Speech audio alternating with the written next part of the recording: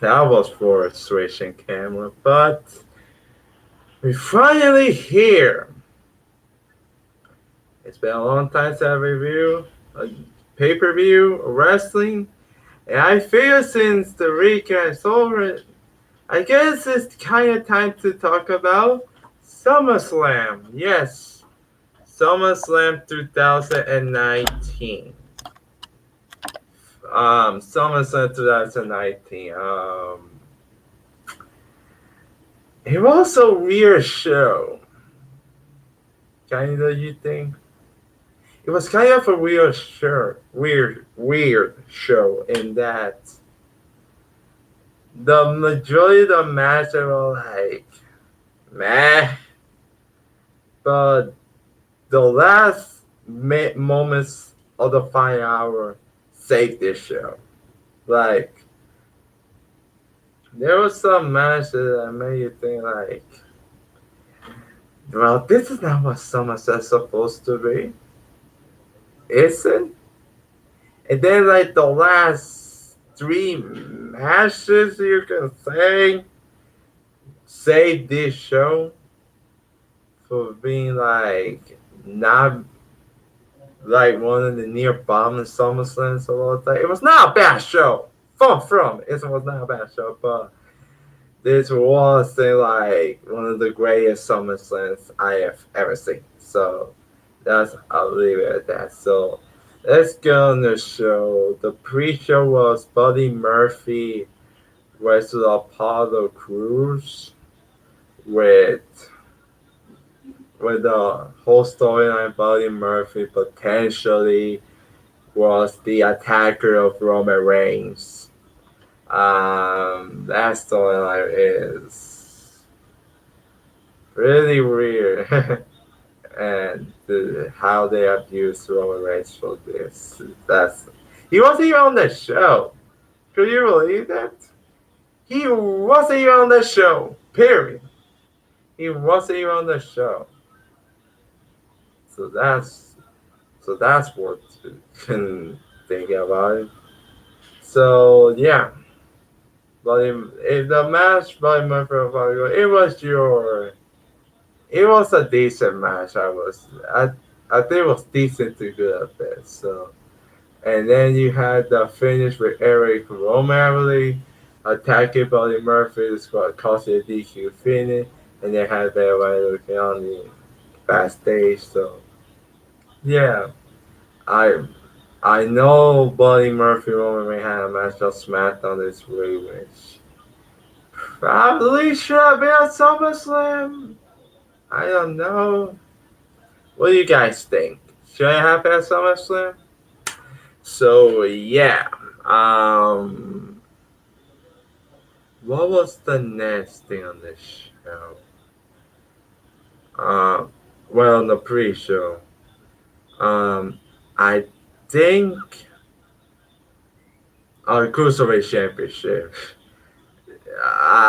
It's always a thing with the Cruiserweight title are always pre-show of big four pay-per-views.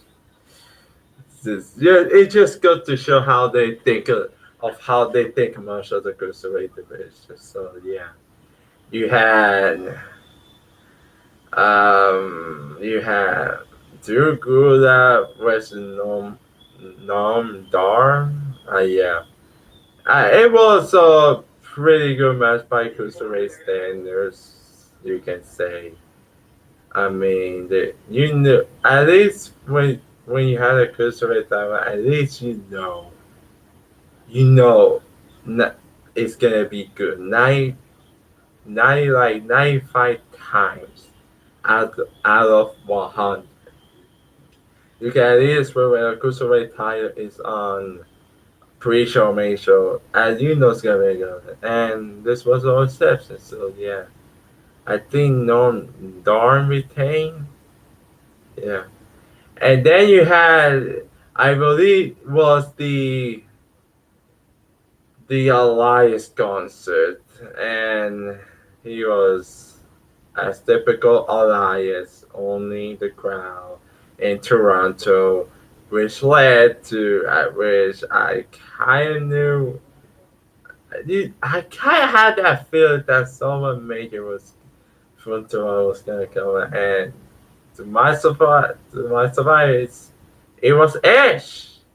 Yeah, the radar superstar Ash. Love the Rishima Wave. But yeah, Ash came out and shock, and to my surprise, and I think to everyone, kind of, he spear Elias in the middle of the ring. Yes, Ash hit the spear on Elias. His first spear in about 8 years since his retirement. So yeah, that was so real to say the least. And you had the women's starting title match: Alexa Bliss and Nikki Cross defending against the Iconics. I'm gonna be honest. I didn't watch. I don't think I even watched the match. I just didn't bother to care.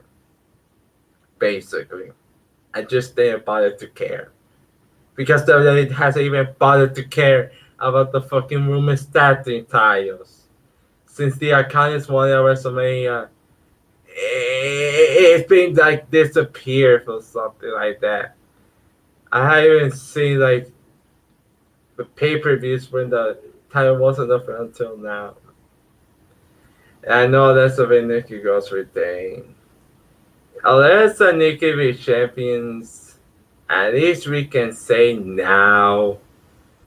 Now it seems like the the at least you can say the women's tag title will be announced on TV every week, since seems like Alexa and Nikki get a lot of screen TV time each single week. So at least you can bet that at least the women's tag title will at least get regularly screen time on TV for the first time in like months. So yeah. Now on to the main card. So let's talk about the main card: Summerslam. Your first match was a submission match for the Raw Women's Championship. You had the man Becky Lynch versus Natalia. Pretty good match by submission match standards. It was really hard, kind of not of buying Natalia as a believable opponent for this, for the man you can woman, the man you can say who may have been in WrestleMania this year, first time ever as a woman's competitor. So yeah, so it was really hard to take Natalia, but you knew, at least you can say it was gonna be at least a really good match. So yeah, this was a very good match. They did a lot of submission. The crowd reaction, I will say, was pretty split. You can say majority was for Natalia, but I think some of them went to Becky as well. So the crowd, at least the crowd was some behind Becky, at least after the match. So yeah, Becky Lynch had the disarmer. They did like moves where they reverse each other's moves. Like Becky did the sharpshooter, and I think they hit the disarmer Becky. I think. By the way, when Becky did the sharpshooter and the crowd booed because they didn't want to connect that. But I thought that was kind of cool touch. So yeah. So Natalia went. No, excuse me.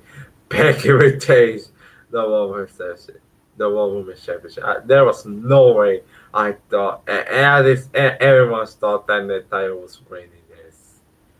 I mean, with Becky, her momentum, and her being on the cover of WWE 2K20 with Roman Reigns, you knew that was the end of Becky's title. So yeah, Becky is retained in a really solid match. Yes. You had Goldberg, yes, Goldberg, returning to the ring against Dolph Ziggler. This was a fun little squash match, you can say, with Ziggler having some super kicks, which I knew he would do, since that's really all he had. And then Goldberg hit a beautiful spear. I I think Goldberg has to be thankful for Dolph Ziggler for Ziggler making Goldberg this look good, because the last match Goldberg had with the Undertaker, that wasn't at his goodest. So yeah, Goldberg should at least be thankful for Dolph Ziggler for selling that and for making him look like he if he was a great wrestler. And Goldberg was never like that greatest technical wrestler of all time, but at least he's good. At least when you book into his strengths, he can at least be great. And this was a fun little squash match here. And then after that match, Ziggler called Goldberg dipshit, which was kind of funny.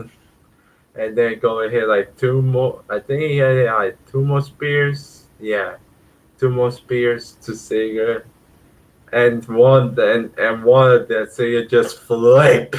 It's ready for like all of a sudden to now just flip, and it was funny as hell. So it was not the greatest match. I think no one expected that in the first place, first of all, but it was a fun little squash.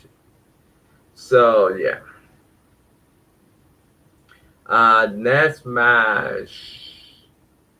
I think it was Ricochet versus AJ Styles for the United States Championship. It was a good match, albeit not as good as their match at Extreme Rules, but it was still solid. But I kind of expect a little more for these two guys, since we all know they can have a great match. AJ Styles Ricochet.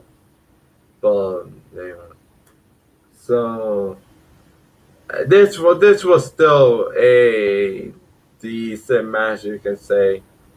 Ricochet's gear was just weird on him. Like, it was weird because he used that only for this match.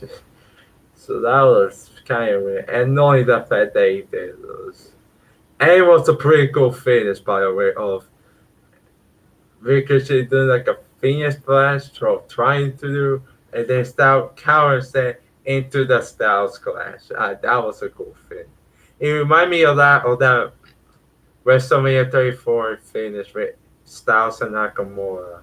Besides for that being a disappointing match, at least it had a cool finish. And this one had a cool finish too, with AJ Styles retaining United States title. So this was a decent match, you say. Next match was probably the worst match on the show. And I don't think I even scratched that. I think this was the worst match of the show. You had Bailey versus Ember Moon for the SmackDown Women's title.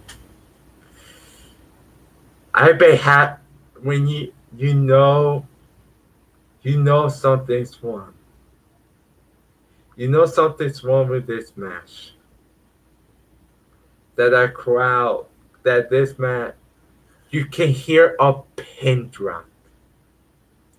I swear, I could literally hear a pin drop during this match. And the worst part about it is that I didn't even pay attention to the match. I didn't even pay attention until the finish. I was waiting for like something cool to happen, but they didn't. and Bailey just retained the championship like that. I think the match went like it didn't even last that long. It was forgettable. Like, man, this was bad. This was really bad. This was this match.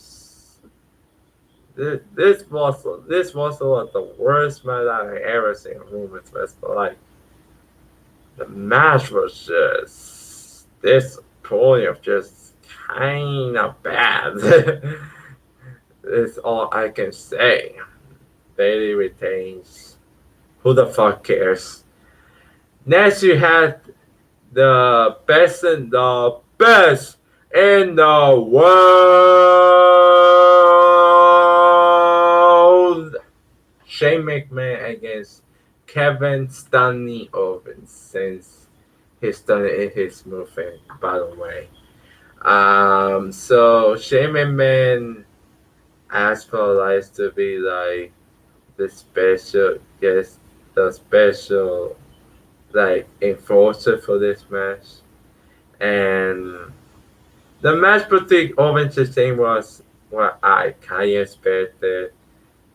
Like Shane, like we get most offense, and then with this match, Elias involving himself way too much, since that's kind of happens with Shane McMahon's match nowadays. In that interfere will always come in a lie. So those that, but it was a fun match. You can say the crowd was really hot for Owens. They really wanted Owens to win. And I figured he was kind of rude, but then my feeling was that what's the next story? Like, okay, Kevin Owens beat Shane McMahon here. Now what? And now it seems like the feud is continuing. And I hope to God this doesn't turn out like the fucking Mason Shane feud, which the which it was dragging and dragging and dragging to a point. I just wanted that feud to end. And hopefully this feud doesn't give me vibes towards that. So at least I can say at least I hope to God it doesn't lead towards the end. Holy shit, the screen just got better. So yeah, so what was the next thing? So you had Shane, so you had like Shane, Kevin Owens, low blow Shane, and hit the stunner 1, 2, 3. Kevin Owens wins. So now here it comes for this is where the show had a turnaround a little in the second half. Charlotte Flair versus Trish Stratus. And Trish Stratus is supposed to be fireman. You know, for a big time woman, this out of all the women's matches, this was the match of that night. For the women's side of things, it was the match of that night. And say you will about Charlotte. Charlotte, when she's in a big time match like this, she can obviously hang. And for Trish, you look at this man and you say, this girl has another few matches left. And this is her. If this is Trish Stratus' fireman, she really wants to go out like this. She went out with a bang. That's for damn sure. So yeah, so this was a really, really good, almost even being great. So yeah, Jordan obviously defeats Trish Stratus. That's all really why Trish was even brought in just to put Charlotte over. Since Charlotte has, for weeks before this, was calling herself the greatest female wrestler of all time, the queen of all eras. You knew what this was leaning towards. And at least it was. At least it was the right decision of having Charlotte win against a Hall of Famer like Trish Stratus. So yeah. Charlotte wins, and then after the match, Trish Stratus does this thing like this thing that she does in her entrance. She did that after the match. It was a nice goodbye match. So if that's really it, if this is Trish's final match, she ran out in a great way. That's it. Now let's get to the two big world title matches. The WWE Championship, Kofi Kingston defending against Randy Orton. Well, I'm surprised of how long they have really taken their time with Kofi as champion. And I'm really surprised of how he has been booked.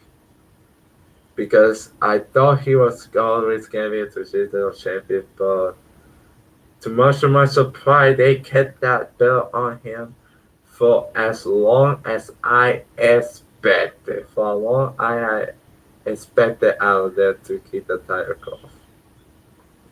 So that being said, this was the match that I think most people look forward to this show. For this match, Kofi Kingston and the others, it's been like 10 years in the making. The match, it wasn't bad, but it was average at best. But at least you can say you expected a lot more. The RKO spot was cool, I guess. But this was an average match. And that horribly timed finish did not help it. Like, here's the problem with the finish of the match. Here's what I'm gonna say. It was not even that he went to the double count now. It was not even that. My problem with it is how they got there and how it was done. The problem with this is that Orton just stand there. He didn't even do like anything. He didn't grab a mic. He didn't do like the pulls. He didn't do anything. He just stand there and Kofi just punched him and that was it. And no wonder the crowd chanted bullshit because this didn't look believable. When they did it last year at Summerslam with Styles and Joe, at least that was believable. Because Joe was calling her AJ's wife her new daddy and he's coming the title with him. And that really made Styles angry and that's caused them the non-finish. At least that looked believable. This just like what the fuck? Like seriously, the crowd chanted bullshit and the crowd booed it. Like that was a stupid ass finish towards this match. Like what the fuck? Unbelievable. Unfucking believable. Now you get to probably everyone's highlight. The Finn battle versus Bray Wyatt. Oh boy! The Fiend team. The Fiend Bray Wyatt. The Fiend Bray Wyatt. I've been waiting so long to talk about him. So you get Bray Wyatt. So you get Finn Balor doing this. Doing all his thing with the right thing. And then you have Bray Wyatt, which they cannot possibly screw this up with this. With his entrance, his lantern was like the symbol of killing the old Bray Wyatt with the new and the Fiend arriving with the theme song remix. Apparently, the theme song has been remixed to like a metal rock, which really fit his character. Everything about the theme was just. There's not much words you can describe this much. That was awesome. And the crowd really felt that one. It was pretty awesome. I can't say much great things about it. It was incredible. Easily the best moment of this show. The Fiend Brave One. And the match itself was pretty much what I expected. It pretty much a dominant win for Wyatt. And it really needed to be because Finn Balor, according to reports, he's gonna be taking time off for I think like 2 months actually to regroup his battery. So at that time they needed to like put him over a bigger to like this, and what better way to do it to put him over Bray Wyatt and the Metal Claw finish, which I fear he will have to win because in order to get that move over, at least he had to win. So at least there's that, and there's that great post-shot post-match of after the match with Wyatt winning. The lights go down, and then you see the lightning, and the camera zooms in on Bray Wyatt. Very Undertaker influence there, and I thought that was, and literally after the crash, I think that was awesome. And I agree with that 100%. It was fucking awesome. Please don't fuck this up like you did the last one with Bray Wyatt. Please. I swear to God.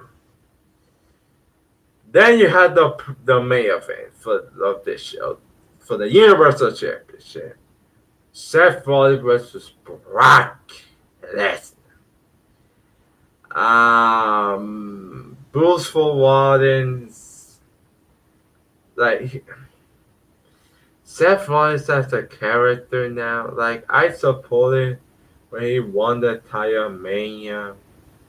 I supported the decision there, but like ever since then, his character was just has come complete arrogant, and his interviews talking about the company has not helped his case.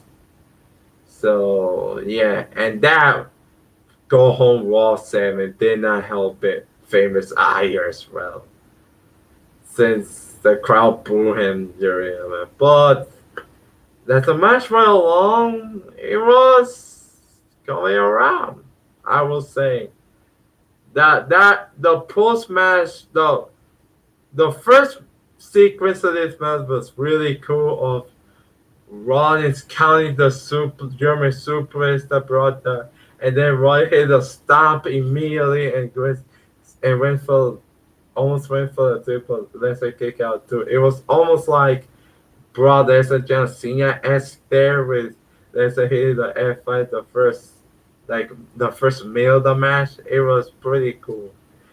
And dare say this was probably match of the night. It was really a great match. The crowd was into it. Brock did his best work like months in this match. He was carrying Wallace around with the basher and just like rolling around and throwing him. That was awesome.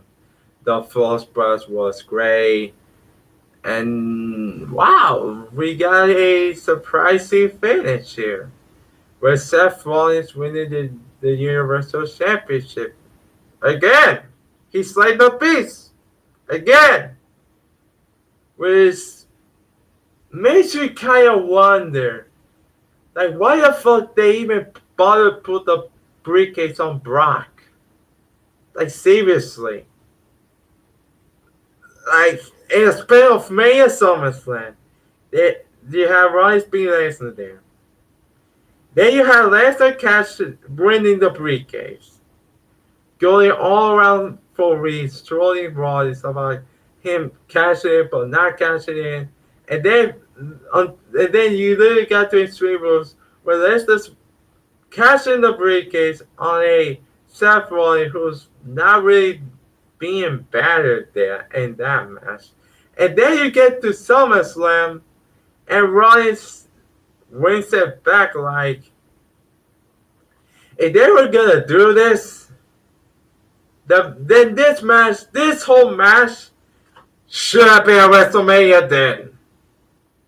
Because at least this match, it kind of solidified that Rollins can be a guy that like slay a beast that can, at least Rollins got solidified here as a man with Brady who can finish the beast, like vanquish the beast. Like, this match, in all honesty, should have been that match at WrestleMania.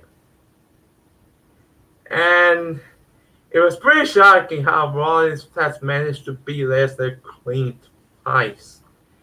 When Roman Reigns couldn't even do it once, and that one time he beat him was doing it to like Money the Bank scenario. So yeah, so Rollins wins the title back again. Hopefully, will he have a better run with the second time than his first run? Who the hell knows? I guess time will tell until then. So yeah. So that was Summerslam. We got Pyro, which Night Plus there. And the show again, it was weird. Some of them was like kind of boring, like this is not what SummerSlam's supposed to be for. Like the final three that segment to Charlotte, Trish, the Fiend, and the Universal title Mercedes for being not very good to like a above average decent. So yeah. So Jason, so Super like this guy. Tell me what you think about SummerSlam in the comment section below. I'm Jason Marinas, and I approve this message.